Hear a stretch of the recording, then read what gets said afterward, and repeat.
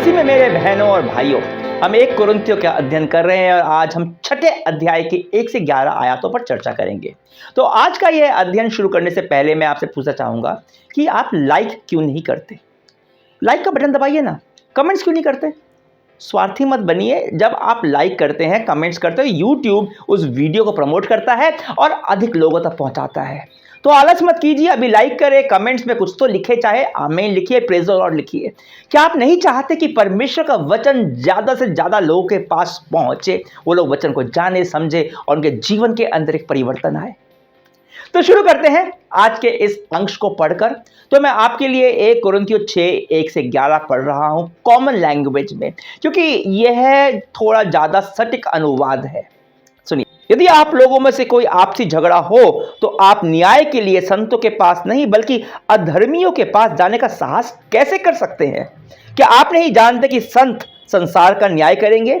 यदि आपको संसार का न्याय करना है तो क्या आप छोटे से मामलों का फैसला करने के योग्य नहीं है? क्या आप यह नहीं जानते कि हम स्वर्गदूतों का न्याय करेंगे? तो फिर साधारण जीवन के मामलों की बात ही क्या?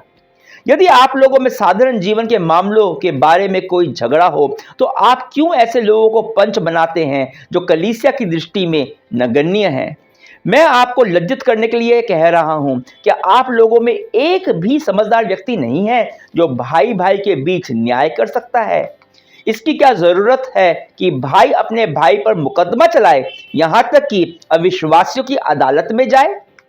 वास्तव में पहला दोष तो यह है कि आप एक दूसरे पर मुकदमा चलाते हैं। इसकी अपेक्षा आप अन्याय क्यों नहीं सह लेते, अपनी हानि क्यों नहीं होने देते?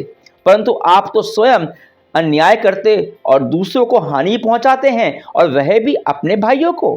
क्या आप यह नहीं जानते कि अन्याय करने वाले व्यक्ति परमेश्वर के राज्य के अधिकारी नहीं होंगे? धोखे में न रहो। व्यभिचारी, मूर्ति पूजक, परिस्त्रीगामी, कामातुर और पुरुषगामी, चोर, लोभी, शराबी, निंदक और धोखेबाज परमेश्वर के राज्य के अधिकारी नहीं होंगे। आप लोगों में से कुछ ऐसे ही थे, किंतु अब प्रभु यीशु मसीह के नाम पर और हमारे परमेश्वर के आत्मा के द्वारा आप धोए गए तथा पवित्र किए गए और धार्मिक ठहराए गए हैं। हमारे दिमाग में यह प्रश्न आ सकता है कि अगर कोई विश्वासी है, दूसरा कोई, उसके साथ में झगड़ा हो जाए या किसी बात को लेकर खटपट हो जाए, कुछ भी आपस में मामला हो हमारे, तो क्या हमें अदालत तक जाना चाहिए? क्या अदालत का दरवाज़ा हमें एक दूसरे के खिलाफ खटखटाना चाहिए? जैसे कि ज़मीन का मामला हो गया, आपका डिवोर्स के मामले हो जाते हैं, संपत्ति के मामले हो जाते हैं। तो ऐसे मामले में मुझे क्या करना चाहिए? अगर दूसरा भी विश्वासी है तो मान लीजिए किसी ने मेरा धोखा कर दिया, कोई अन्याय कर दिया, और सामने वाला अगर यीशु विश्वासी है तो क्या उसे अदालत पे ले जाना चाहिए मेरे को?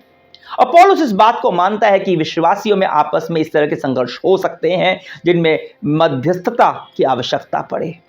हम सब इंसान हैं और कई बार हमें लगता है कि हम ठीक है, सामने वाला गलत है, और दूसरा जो व्यक्ति है मुझ पर न्याय कर रहा है, मुझे हानि पहुंचा रहा है। पर क्या दो विश्वासी इस बात को लेकर अदालत में जाकर मुकदमा लड़े? वह अदालत जहां पर सब अविश्वासी हैं, जो फैसला करने वाला है वो भी शायद से अविश्वासी ही है, जो अपना फैसला मनुष्य के बनाए हुए कानून के आधार पर करता है। 4 आयत में पौलुस कहता है, क्यों ऐसे लोगों को पंच बनाते हो जो कलीसिया की दृष्टि में नगण्य है? अगर आप बाइबल सोसाइटी का ओल्ड वर्जन अनुवाद पढ़ रहे हैं तो उसमें इस आयत का अनुवाद ही गलत है।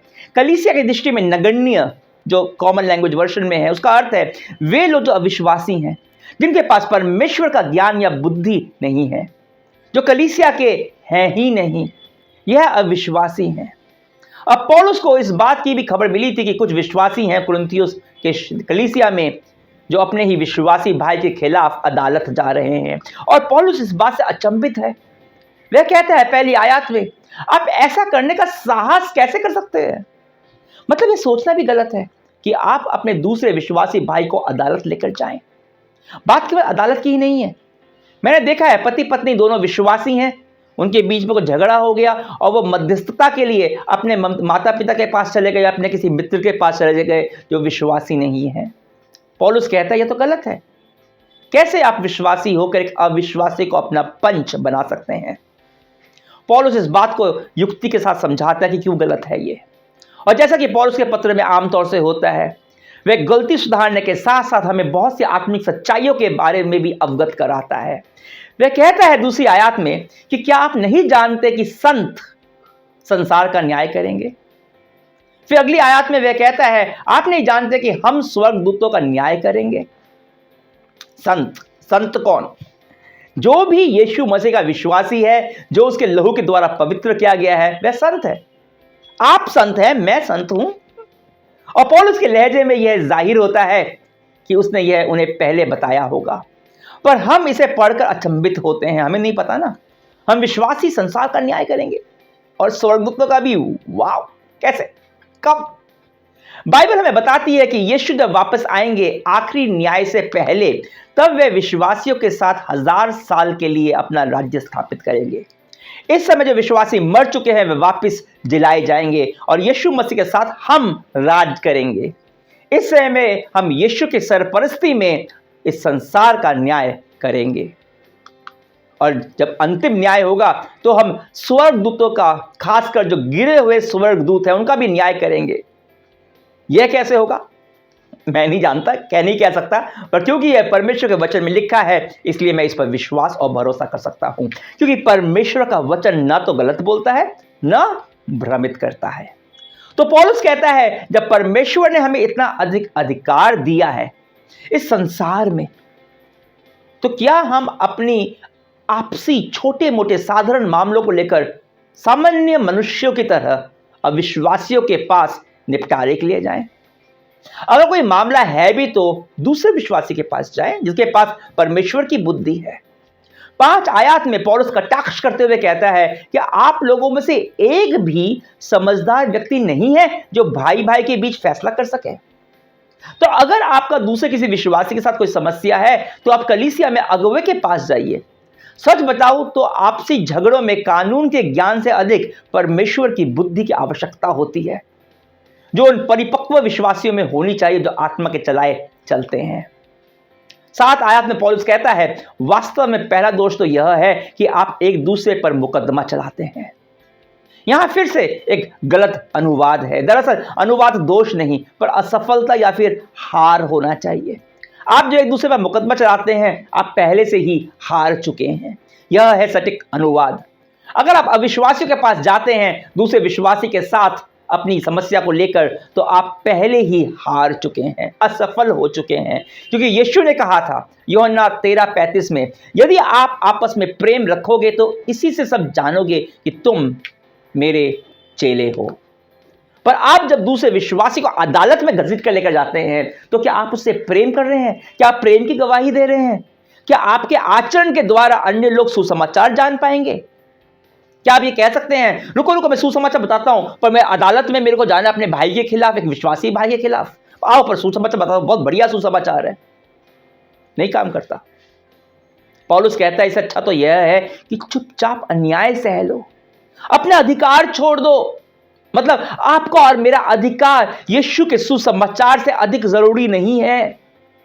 जब आप सुसमाचार के लिए अपना हक छोड़ देते हैं, अन्याय को चुपचाप सहन भी कर लेते हैं, क्षमा कर देते हैं, तो आप यीशु के प्रेम का प्रदर्शन करते हैं, आप यीशु को महिमा देते हैं। पर उसके बाद 8 आयत में पौलुस एक और बहुत ही चुभता हुआ पर महत्वपूर्ण प्रश्न पूछता है। वह पूछता है आप तो स्वयं अन्याय करते हो और दूसरों को हानि पहुंचाते हैं, और वह भी अपने भाइयों को। पौलुस इस बात को लेकर अचंभित है कि अगर कोई सच में यीशु का विश्वासी है, यीशु का चेला है, तो कैसे वह अपने दूसरे विश्वासी भाई के साथ अन्याय कर सकता है, उसे हानि पहुंचा सकता है। वह फिर पूछता है क्या तुम नहीं जानते कि अन्याय करने वाले परमेश्वर के राज्य के अधिकारी नहीं होंगे? और साथ ही वह और भी आचरणों के बारे में बात करता है जिसे करने वाले परमेश्वर के राज्य के अधिकारी नहीं होंगे। इसके बारे में हम कल चर्चा करेंगे विस्तार में।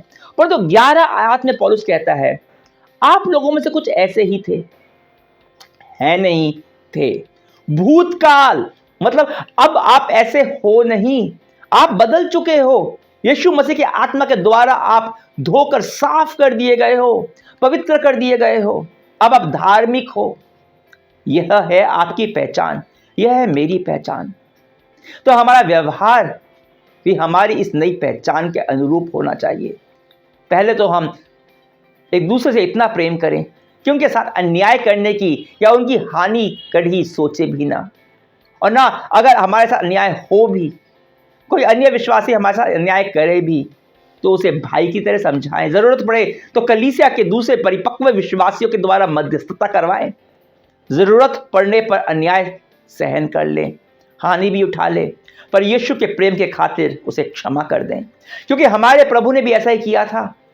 उन्होंने किसी का बुरा नहीं किया, अन्याय नहीं किया, फिर भी अन्यायपूर्ण तरीके से उन्हें क्रूस पर चढ़ा दिया, पर उन्होंने उसे सह लिया प्रेम की खातिर, और यही कहा कि पिता इन्हें क्षमा कर।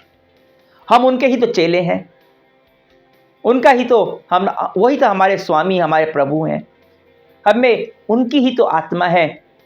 तो क्या हमारा चरित्र, हमारा व्यवहार, हमारे आचरण में यीशु नहीं दिखाई पड़ना चाहिए?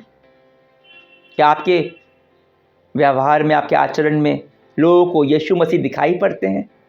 यह सवाल आपको खुद से पूछना है।